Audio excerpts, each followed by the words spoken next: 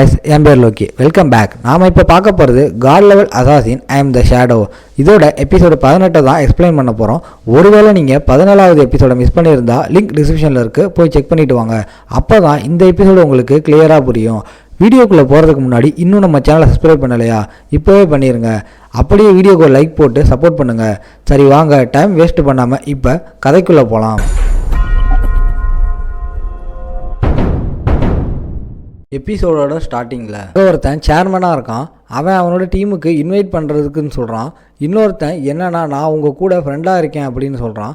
ஒருத்தன் underwear down அப்படின்னு ஒரு டவுனில் இருந்தெல்லாம் வந்திருக்கான். ஷேடோ, எங்களை தயவு செஞ்சு லெவலப் பண்ண வைங்க, எங்களை கூடயே வச்சுக்கோங்க, எங்களோட லைஃபையும் உங்களுக்கே தரோம்.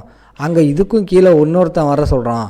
எக்ஸ்பர்ட் என்னோட தங்கச்சியை பாருங்கள், இவ உங்களோட மிகப்பெரிய ஃபேன், இவளுக்கு உங்களை சந்திக்கணும்னு ரொம்ப ஆசை, அதுக்கு மேலே ஒரே ஒரு ஹாய் சொல்லுங்களேன். இப்படியெல்லாம் அங்கே தொல்லை பண்ணுறாங்க. நம்ம ஹீரோக்கே அங்கே இப்போ தான் புரியுது, போக போக அங்கே நிறைய பேர் லெவல் 5க்கு வந்துட்டாங்க போல். அதனால் ஒரு டவுனில் இருக்க டெலிபோர்ட்டேஷன் ஆக்டிவேட் ஆகிடுச்சின்னு நினைக்கிறேன். அதனால தான் ஒரு டவுனில் இருக்க பர்சனும் இங்கே வந்திருக்காங்க. அப்போ நான் உண்மையிலே இது ஒரு நல்ல வாய்ப்பாக இருக்கும். இந்த டைமில் சாங்கை தேடி என்னால் போக முடியும். இதனால் நம்மளால் அப்படியே மறைஞ்சு போயிடறான். அங்கே இருக்கிற ஒருத்தனை அப்படியே கத்த ஆரம்பிச்சிடறாங்க. நான் ஏடா பேச சொன்னால் நீ எல்லாம் பேசுனதால தான் அவர் பயந்து ஓடி போயிட்டாருன்னு நினைக்கிறேன். அதுக்கு மேலே உன்னோட சிஸ்டர் போய் ஆஃபர் பண்ணுறா, அவளோட மூஞ்ச பார்த்தியா எந்த அளவுக்கு கேவலமாக இருக்குன்னு. இப்போ பாரு, அதனால தான் ஓடி போயிட்டாரு, அதனால் செத்து போய் இப்படின்னு அவங்க பயங்கரமாக அங்கே தாக்கிக்கிறாங்க. ஒரு சைடு நம்ம ஆள் இதை எதையுமே கண்டுக்காமல் அப்படியே போக ஆரம்பிக்கிறான்.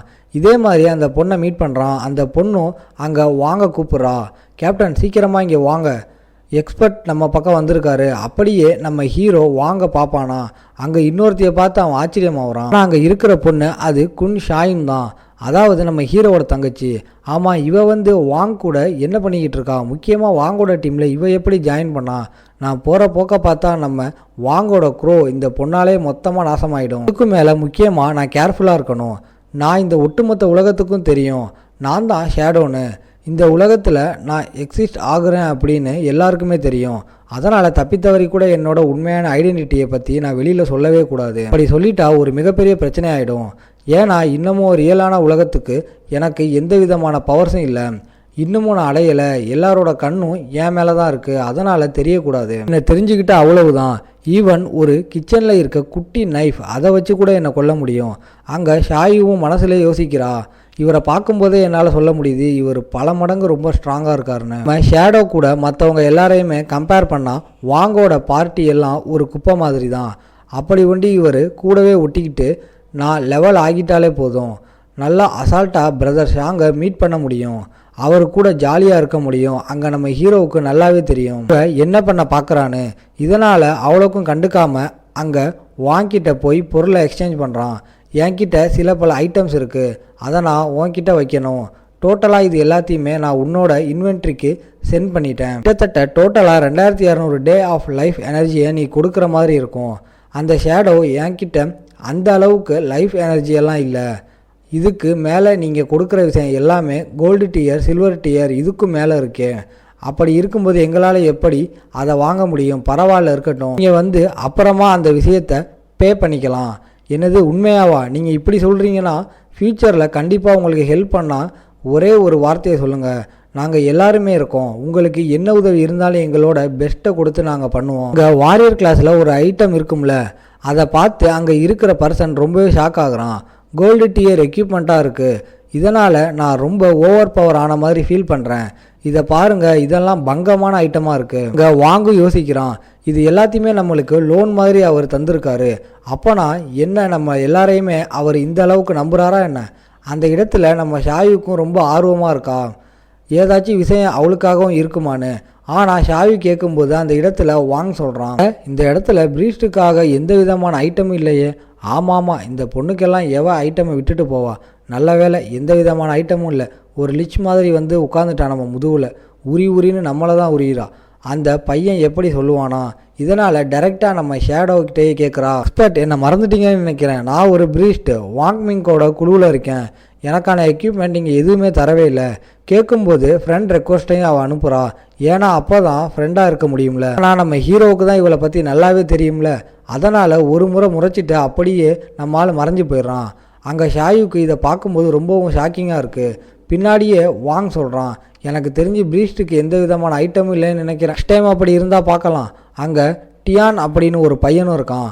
அவனும் அங்கே சொல்கிறான், எனக்கு இப்போ தான் புரியுது, இந்த பொண்ணை நம்மளே கண்டுக்கலை, உண்மையிலே கண்டுக்க மாட்டார்.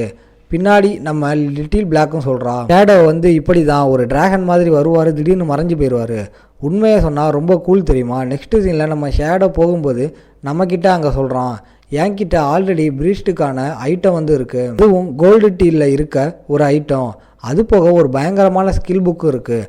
ஆனால் இந்த மாதிரி விலை மதிப்போடு இருக்கிற ஒரு ஐட்டமை நான் எதுக்கு ஷாயுக்காக தரணும்? வாய்ப்பே இல்லை. ஏன்னா இந்த பொண்ணு தாளம் கூடிய சீக்கிரத்தில் எனக்கு ஏகப்பட்ட பிரச்சனை வரலாம். நான் பழையபடி ஒரு ஐட்டமாக அங்கே விற்க ஆரம்பித்தா ரொம்ப டைம் தான் எனக்கு வேஸ்ட் ஆகும். ஆனால் இப்போ எனக்கு அத்தாரிட்டி வந்திருக்கு. வாங் இதுக்கு மேலேயும் நம்ம ஷேடோ சொல்கிற விஷயத்தையெல்லாம் கேட்பான்ல, அதனால் விற்கிற விஷயம் எல்லாமே ஈஸி ஆகிடுச்சு. ஆனால் அதுக்குன்னு அந்த ஷாயு அந்த பொண்ணை அப்படியே அங்கே விட முடியாது. வாங்கோட டீமில் இதே மாதிரி அவள் ஒட்டிக்கிட்டு இருந்தால் கண்டிப்பாக வாங்கோட டீமே நாசமாக வாய்ப்பு இருக்குது. அதனால் வாங்கோட டீமில் இருந்து அவளை தூக்கிட்டு வேறு ஏதாச்சும் ஒரு ஸ்ப்ரீட்டை நான் போடணும்னு நினைக்கிறேன். அங்கே நம்ம ஆள் நல்லா யோசிக்கும்போது அங்கே லிட்டில் ஷூ அப்படின்னு ஒரு பொண்ணு அவனுக்கு ஞாபகம் வருது. இந்த பொண்ணு இருக்கால, அவள் ஒரு ப்ரீஸ்டாக இருக்கா. அவகிட்ட ஒரு பேர்டு இருக்குது. அது மூலமாக நிறைய பேரை ஹீல் பண்ண முடியும். அதே டைமில் சண்டை போடும்போதெல்லாம் நிறையவே அங்கே ப்ரொடெக்ட் பண்ண முடியும். எனக்கு தெரிஞ்ச வரைக்கும் அவளால் ஒண்டி தான் சோலோவாக எப்பிக்கில் இருக்க ஒரு பாஸை கொல்ல முடியும். அவங்க வேறு யாராலையுமே அப்படி பண்ண முடியாது. இந்த அளவுக்கு ரொம்ப ஸ்ட்ராங். ஷாயுவை தூக்கி போட்டு இந்த பொண்ணை ரீப்ளேஸ் பண்ணுற வேண்டியதுதான். இந்த பொண்ணு ஃபயர்ஃப்ளை வில்லேஜில் இருக்கான்னு நினைக்கிறேன். அதே இடம் தான். அங்கே தான் சாங்கும் இருக்கான். சாங்கை ஒரு கை பாத்திர வேண்டியது தான். இதுக்கப்புறம் டைரெக்டாக அந்த போர்ட்டல் வழியாக ஃபயர்ஃப்ளை வில்லேஜுக்கு வரான். அது ஒரு டெசர்ட் மாதிரி இருக்குது. இந்த இடத்துக்கு வரும்போது நிறைய ஆளுங்க டெலிபோர்ட் ஆகுறாங்க. அவங்களுக்கும் ரொம்ப கடுப்பாக இருக்குது. அந்த பாஸை நம்ம கொன்னுட்டோம் கிட்டத்தட்ட, ஆனால் அது இன்னமும் சாகலை. பாதி ஹெல்த் இருக்குது. மற்றவங்க அதை கொல்றதுக்குள்ளே நம்ம போய் கொல்லணும். சீக்கிரமாக நம்ம போகணும். அதே மாதிரி அந்த சாங் அவன் இருக்கானே, அவனையும் நம்ம என்ன பண்ணுறது? அவன்கிட்ட எப்படி இந்த அளவுக்கு ஃபேன் கேர்ள்ஸ் இருக்காங்க? ஏன்னா அந்த ஃபேன் கேர்ள்ஸை வச்சு ரொம்ப அவன் தொல்லை பண்ணிக்கிட்டு இருக்கான். நம்ம எல்லாரையுமே செலிப்ரிட்டியாக இருந்துட்டு இத்தனை பேரை அவனோட கண்ட்ரோலில் வச்சுருக்கான். ஃபேன் கேர்ள்ஸ்னு பேரில் வர காண்டுக்கு அவனை அப்படியே முடிச்சணும் அப்படின்னு தான் எனக்கு தோணுது. அட பரவாயில்லப்பா, நான் யோசித்து பார்க்கல. இப்போ தான் இந்த டவுனுக்கே வந்தேன். ஆனால் அதுக்குள்ளே சாங் ஃபை எங்கே இருக்கான், என்ன பண்ணுறான், எல்லா விஷயமும் இப்போ எனக்கு தெரியும். அதனால் போய் பார்க்கலாம் என்ன பண்ணுறாங்கன்னு. அதுக்கப்புறம் ஒரு வேலிக்கு வரான். அங்கே ஒரே சத்தமாக இருக்குது. அந்த மான்ஸ்டரை விடாதீங்க. இதோட இந்த எபிசோட் முடியுது. உங்களை நான் அடுத்த எபிசோடில் பார்க்குறேன். இந்த வீடியோ பிடிச்சிருந்தா மறக்காமல் லைக், ஷேர் அண்ட் சப்ஸ்கிரைப் பண்ணிடுங்க.